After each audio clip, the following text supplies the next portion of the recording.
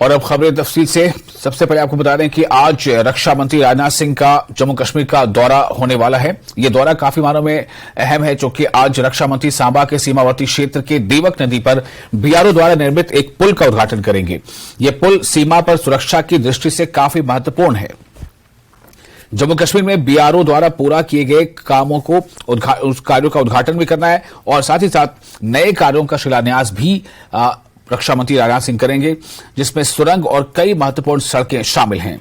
भारत अपनी सीमाओं को मजबूत करने में लगातार लगा हुआ है। और इस खबर पर ज्यादा जानकारी के लिए हमारे साथ मौजूद हैं हमारे रिपोर्टर श्याम सुंदर।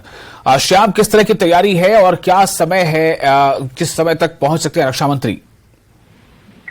बिल्कुल विशाल, मैं ये बताता चलूं कि देश के रक्षा मंत्री राजनाथ सिंह आज करीब 11 और 12 बजे के बीच सांबा के सीमावर्ती इलाके में पहुंचेंगे, जहां बीआरओ की तरफ से यानी बॉर्डर रोड ऑर्गेनाइजेशन की तरफ से जो देवक नदी पर एक ब्रिज बनाया गया, जिसकी लंबाई 422 मीटर है और इसको 23 करोड़ की लागत से इस ब्रिज को बनाया गया। और ये अहम ब्रिज माना जा रहा है ग्रामीण सुरक्षा के लिहाज से अगर हम बात करें। और सीमावर्ती इलाकों, दो इलाकों को ये ब्रिज जोड़ता है। जैसे बात करें सांबा सेक्टर और रामगढ़ सेक्टर को, दोनों को जोड़ता है। अगर बॉर्डर पर कुछ ऐसे हालात होते हैं, कोई सुरक्षा के हालातों के मद्देनजर अगर हम बात करें तो सिक्योरिटी फोर्स को अगर मूवमेंट करनी पड़ती है, तो ये ब्रिज अहम माना जा रहा है। और इसी ब्रिज पे आज रक्षा मंत्री हैं वो पहुंचेंगे 11 और 12 बजे के करीब यहाँ पर पहुंचेंगे और फिर इस ब्रिज का उद्घाटन करेंगे। पहले गणेश पूजा की जाएगी, उसके बाद इस ब्रिज का निरीक्षण किया जाएगा और इस ब्रिज का उद्घाटन वो खुद अपने हाथों से करेंगे। और यहाँ पर जहाँ पर पंडाल लगाया गया, और ये बिल्कुल सीमा का इलाका है, इंटरनेशनल बॉर्डर का इलाका है। यहाँ से बॉर्डर की अगर हम बात करें तो बॉर्डर बिल्कुल 3 और 4 किलोमीटर के अंदर यहाँ से बिल्कुल बॉर्डर है और यहीं से वो संबोधन भी करेंगे। और साथ ही साथ अगर हम बात करें तो जो अभी तक जानकारी मिल पा रही है कि बीआरओ की तरफ से यानी बॉर्डर रोड ऑर्गेनाइजेशन की तरफ से जम्मू कश्मीर में कई अहम काम जो है वो पूरे कर ली, कई अहम सड़कें जो बना ली गई हैं, या कई ऐसी अहम सड़कें जो है जम्मू कश्मीर में जो सीमावर्ती इलाकों को जोड़ती हैं, बॉर्डर को जोड़ती हैं, सुरक्षा के लिहाज से अगर हम बात करें तो उन 90 के करीब कामों का शिलान्यास करेंगे, या कई काम जो बन गए होंगे, पूरे हो गए होंगे, उनका उद्घाटन करेंगे। और जिसमें कई टनल्स भी हैं। और यही अगर हम बात करें तो अगस्त के महीने की अगर हम बात करें तो जो डीजी बीआरओ राजीव चौधरी हैं, उन्होंने भी इस पुल का निरीक्षण किया था। और तब मीडिया से उन्होंने बात करते हुए इस बात की जानकारी दी थी कि राजनाथ सिंह खुद यहाँ पहुंचेंगे रक्षा मंत्री, और 90 के करीब जो काम होंगे जो बीआरओ की तरफ से किए गए होंगे उनका उद्घाटन करेंगे। तो अगर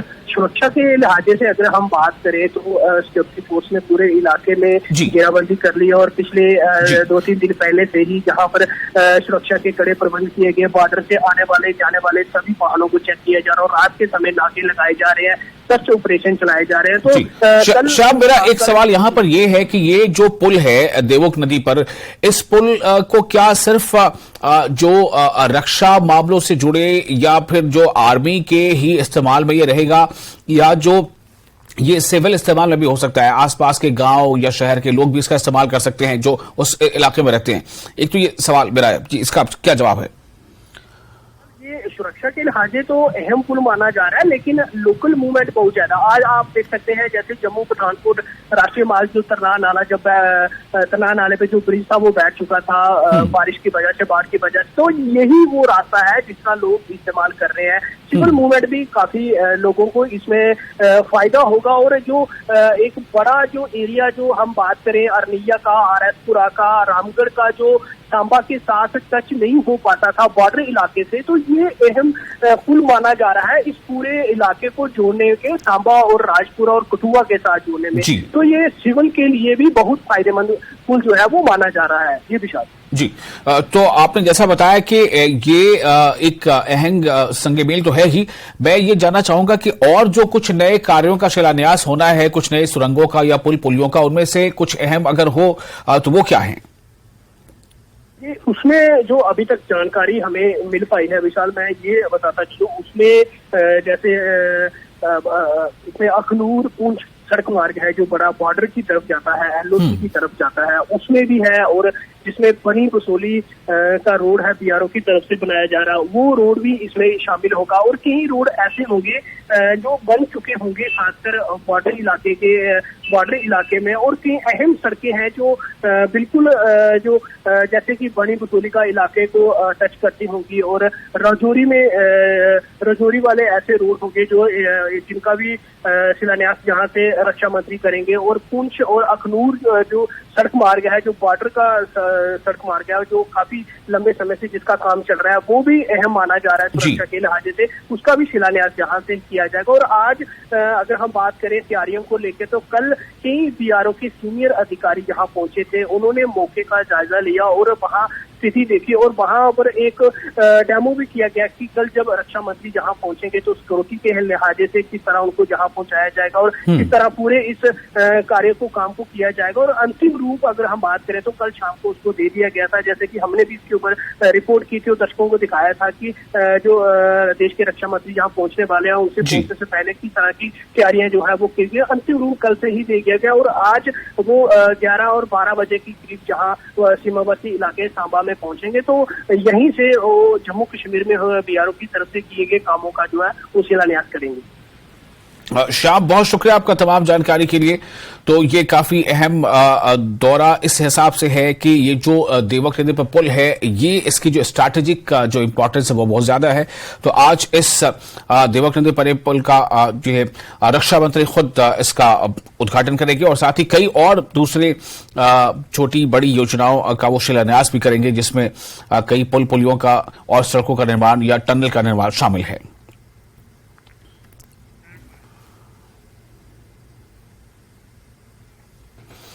और अगली खबर एक आपको ये काफी अहम खबर है, प्रियंका गांधी से जुड़ी ये खबर है। खबर आपको ये बता रहे हैं कि जम्मू श्रीनगर राष्ट्रीय राजमार्ग पर एक हादसा है। पहले ये खबर आपको दे देते हैं, ये अहम खबर है। जम्मू श्रीनगर राष्ट्रीय राजमार्ग पर हादसा, बड़ा पत्थर गिरने से हुआ हादसा, और ट्रक इस हादसे में जो है ट्रक इसकी चपेट में आ गया। हादसे में 4 लोगों की मौत हो गई है। ट्रक जम्मू से कश्मीर जा रहा था। रामबन में स्ल्याड शेरबीबी के पास की यह घटना है। तो खबर जम्मू कश्मीर से है, जहां जम्मू श्रीनगर राष्ट्रीय राजमार्ग पर एक हादसा पेश आया है, और बड़ा पत्थर गिरने से ये हादसा पेश आया। और बताया जा रहा है कि जब पत्थर गिरा तो उसकी चपेट में एक ट्रक आ गया। हादसे में 4 लोगों की मौत वाक़ा हो गई है, और ट्रक जो है वो जम्मू से कश्मीर जा रहा था। रामबन के स्ल्याड शेरबीबी के पास ये हादसा पेश आया है। ये उस वक्त की तस्वीरें आप देख रहे हैं। जम्मू श्रीनगर राष्ट्रीय राजमार्ग पर हादसा पेश आया है, और ये दरअसल इस राष्ट्रीय राजमार्ग पर गुजर रहा एक ट्रक इस हादसे की चपेट में आ गया, जब एक बड़ा सा पत्थर वहां गिरा। और इस पत्थर के गिरने से एक ट्रक जो जम्मू से श्रीनगर की तरफ जा रहा था, जम्मू से वो उस तरफ जो है रास्ते में ही जब वो पत्थर गिरा तो वो ट्रक उसकी चपेट में आ गया, और इसके नतीजे में 4 लोगों की फिलहाल जो है बताया जा रहा है कि मौत वाक़ा हो गई है। और इस खबर पर ज्यादा जानकारी के लिए हमारे साथ मौजूद हैं हमारे संवाददाता तस्कीन। सबसे पहले तो ये बताएं कि इस वक्त जो इसमें क्या कुछ घायल हुए थे, उनकी स्थिति कैसी है, मरने वालों की संख्या क्या है, और साथ ही ये बताएं कि ये हादसा किस तरह पेश आया। जी, ये अफसोसनाक और दिलखराश हादसा आज सुबह करीब 5 बजे उस वक्त पेश आया, जब एक ट्रक जो जर्सी गायें वगैरह होती हैं, परमिशन वाली गायें लेकर जम्मू से श्रीनगर की तरफ आ रहा था। तो ये जम्मू श्रीनगर नेशनल हाईवे पर सिलाड़ एक जगह पड़ती है शेरबीबी के पास। तो वहां पर अचानक एक बहुत बड़ी स्लाइड जो ऊपर पहाड़ी से गिर आई, जिसमें पत्थर थे, बड़े बड़े बोल्डर थे। तो उसने इस ट्रक को हिट किया, और ट्रक को ये बोल्डर जो है अपने साथ ही नीचे नाला बिस्लरी में दे गए अपने साथ, जिसकी वजह से इसमें सवार जो है 4 अफराद की मौत वाक़ा हुई है। तो इसमें बहुत बुरी तरह से जो ट्रक बिल्कुल तबाह हुआ है, पत्थरों की जद में आने की वजह से बहुत भारी पत्थर और बोल्डर इस पर गिरे हैं, और जो इसमें सवार थे तो उनकी भी जो मौत हुई है, तो वो बहुत उनकी लाशें जो बुरी तरह से मसक हुई हैं इस हादसे में। तो इसमें ये जो दिलदोज पहलू इस खबर का ये बताया जा रहा है कि जो अभी इब्तिदाई इतलात हैं उसमें कहा गया है कि इसमें 2 बाइक हैं, यानी जो कईमू ये अनंतनाग या पुलवामा कुलगाम डिस्ट्रिक्ट का पड़ता है, तो वहां से 2 भाई ताल्लुक रखते थे जो इस गाड़ी में सवार थे, जबकि जो 2 भाई जो मटन के इलाके से अनंतनाग डिस्ट्रिक्ट का इलाका पड़ता है, तो वहां से इस ट्रक में सवार थे। तो ये इस हादसे में जो लुकमा अजल बने हैं, इस हादसे में इन चारों की मौत वाक़ा हुई है और सुपात पर इनकी डेथ हुई है। जैसे ही ये हादसे की खबर पहुंची तो उसके बाद जो मुकामी रजाकार होते हैं, जो क्यूआरटी के वॉलंटियर्स होते हैं, तो वो बिल्कुल तैयार होते हैं ऐसे हादसा की खबर मिलते ही। जैसे रामसू से क्यूआरटी रामसू, फिर बानहाल से और पुलिस जो बानहाल से और यहाँ पर ऑपरेशन के लिए जो रेस्क्यू ऑपरेशन के लिए पहुंचे, लेकिन तब तक जब वो नीचे वहां पर ट्रक के पास पहुंचे तो इन्होंने पाया कि चारों अफराद की जो है मौत वाक़ा हो चुकी है। तो उसके बाद उनको वहां से लाशों को निकाला जा चुका है और अभी उनको बानहाल हॉस्पिटल लाया गया है। डेड बॉडीज को सिर्फ एक का एक शनाख्ती कार्ड मिला है, उसमें आधार कार्ड मिला, तो उस पर उनकी जो आइडेंटिफिकेशन हो पाई है एक की, तो उनके घर वालों से राब्ता किया गया है। तो अभी जो इब्तिदाई इत्तलात है, ये 2 भाई जो कईमू इलाके से ताल्लुक रखते हैं, ये कुलगाम डिस्ट्रिक्ट का इलाका पड़ता है, जबकि 2 भाई मटन इलाके से ताल्लुक रखते हैं जो अनंतनाग डिस्ट्रिक्ट का इलाका पड़ता है।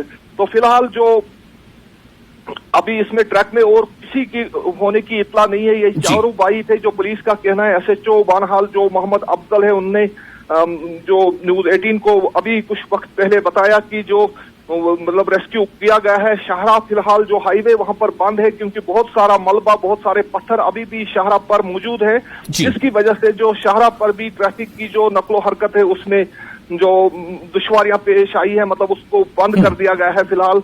जब तक उसको साफ किया जाएगा उसके बाद इसे दोबारा रेस्टोर किया जाएगा। जी तस्कीर, आपने बताया कि उस ट्रक में जो जर्सी गाय है जो फार्मिंग के लिए जाई जाती हैं, वो जो है ट्रक में सवार थी या उनसे उनको ले जाया जा रहा था। तो क्या ये समझा जाए कि उसमें जितनी भी गायें थी, क्या वो भी जो है इसमें हलाक हो गई हैं या जख्मी हुई हैं?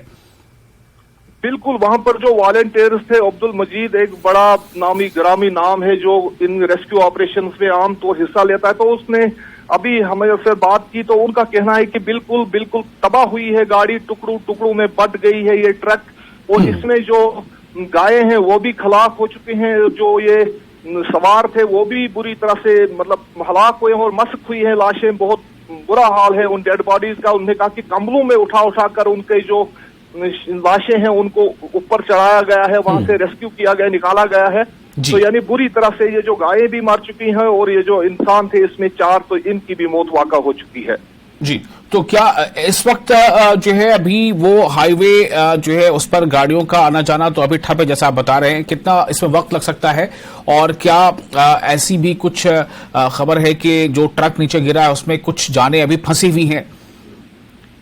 नहीं, उसका कोई इम्कान नहीं कि उसमें कोई और मतलब फंसा हो। तो ये जाहिर लग रहा है कि जो फार्मिंग के लिए गायें ली जा रही थी, तो ये जाहिर है वहां पर इनका कोई ये चल रहा, तो अब जाहिर है इसमें एक ट्रक ड्राइवर भी हो सकता है और कंडक्टर भी, तो बाकी जो 2 भाई हो सकता है वो व्यापारी हो, इनके जिनका फार्मिंग हो या वो चला रहे हो इसको।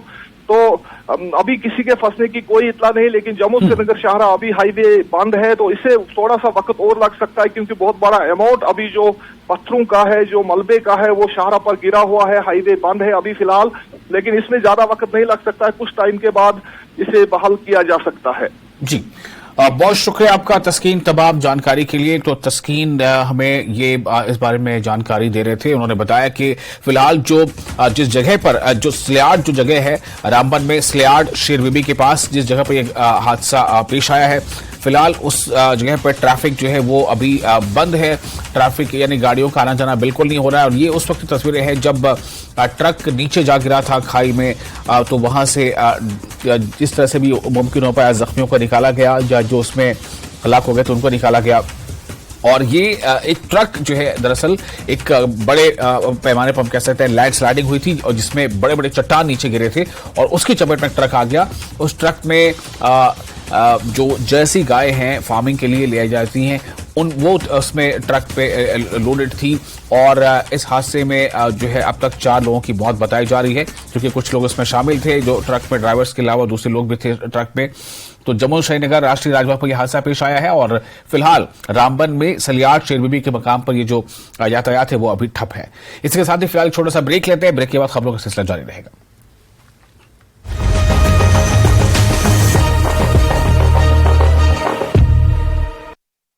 हेडलाइंस प्रेजेंटेड बाय विश्व स्तरीय स्वास्थ्य सेवाओं और सही देखभाल के लिए आज ही आएं SPS हॉस्पिटल लुधियाना।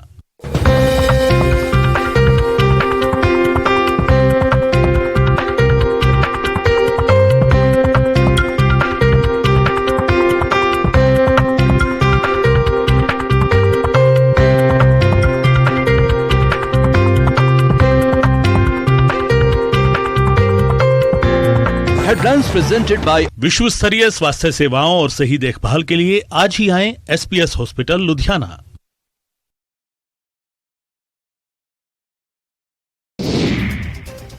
पूर्णिया के डगरुआ थाना के सौरा जावर गांव में बुजुर्ग की पीट पीटकर हत्या कर दी गई। मृतक का नाम महेंद्र ऋषि बताया जा रहा है कि महेंद्र ऋषि अपनी जमीन में टाट लगा रहे थे, तभी पड़ोसी ने हमला कर उसकी जान ले ली। सीवान में महावीरी अखाड़े के दौरान विवाद हो गया, जिसमें एक युवक की चाकू मारकर हत्या कर दी गई। घटना शहर के मुख्य इलाके पटेल चौक की है। नवादा में युवक को चाकू मारकर लूट की घटना को अंजाम दिया गया है। घटना वारसलीगंज थाना क्षेत्र के बसोचक नहर।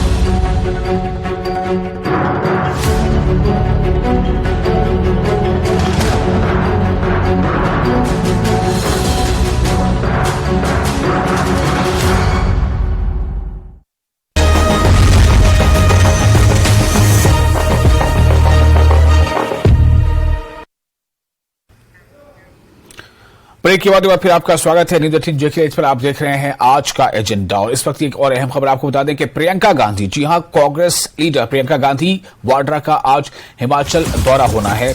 आज वो हिमाचल के दौरे पर रहेंगी। कुल्लू, मनाली और सोलन जाएंगी प्रियंका गांधी। प्रियंका गांधी आज हिमाचल प्रदेश के दौरे पर रहेंगी, जहां वो कुल्लू, मनाली और सोलन जाएंगी। प्रियंका आपदा प्रभावितों से मिलेंगी, यानी जो हिमाचल प्रदेश में आपदा जो आई है बारिश और सैलाब की सूरत में, उसके बाद जो भी वहाँ हालात हैं, जितने लोग उससे मुतासिर हुए हैं, तो प्रियंका गांधी आज आपदा प्रभावितों से मुलाकात करेंगी, उनका हाल चाल जानेंगी। और ये जो दौरा उनका होगा वो 3 जगहों पे वो जाएंगी। वो कुल्लू भी जाएंगी, वो मनाली जाएंगी और सोलन जाएंगी। इन 3 जगहों पर वो आपदा प्रभावितों से मिलेंगी। आपको बता दें कि आज से उनका ये हिमाचल का दौरा शुरू हो रहा है और इलाकों का दौरा करना और प्रभावितों से मिलना, ये उनके इस दौरे का एक अहम हिस्सा होगा। हमारे साथ फोन लाइन पर मौजूद है हमारे संवाददाता तुलसी।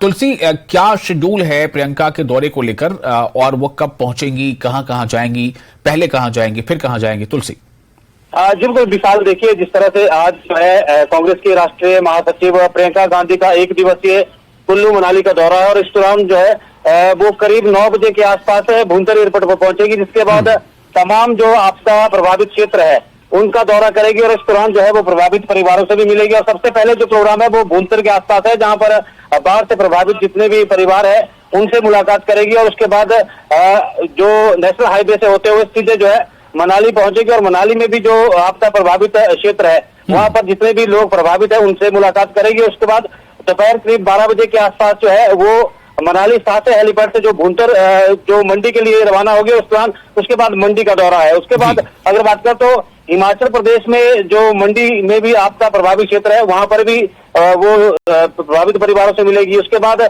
उनका जो कार्यक्रम है वो सोलन जाने का है। तो कुल मिलाकर ये 1 दिवसीय दौरा जो हिमाचल का है वो कांग्रेस की राष्ट्रीय महासचिव प्रियंका गांधी जो है जितने भी आपदा प्रभावित क्षेत्र है वहां पर प्रभावित परिवारों से मिलेगी। इस दौरान मुख्यमंत्री सुखविंदर सिंह सुक्खू उनके साथ रहेंगे और ये भी जानकारी मिली है कि लोक निर्माण मंत्री जो विक्रमादित्य सिंह है वो भी उनके साथ रहेंगे। तो कुल मिलाकर आज जिस तरह से कांग्रेस की राष्ट्रीय अध्यक्ष का 1 दिवसीय जो हिमाचल दौरा है वो आज सुबह करीब 9 बजे से शुरू होगा और पूरे दिन भर जो है पूरे हिमाचल प्रदेश की बात करें तो अलग अलग कुल्लू, मंडी और सोलन जिला में जो आपदा प्रभावित है उनसे मुलाकात करेगी।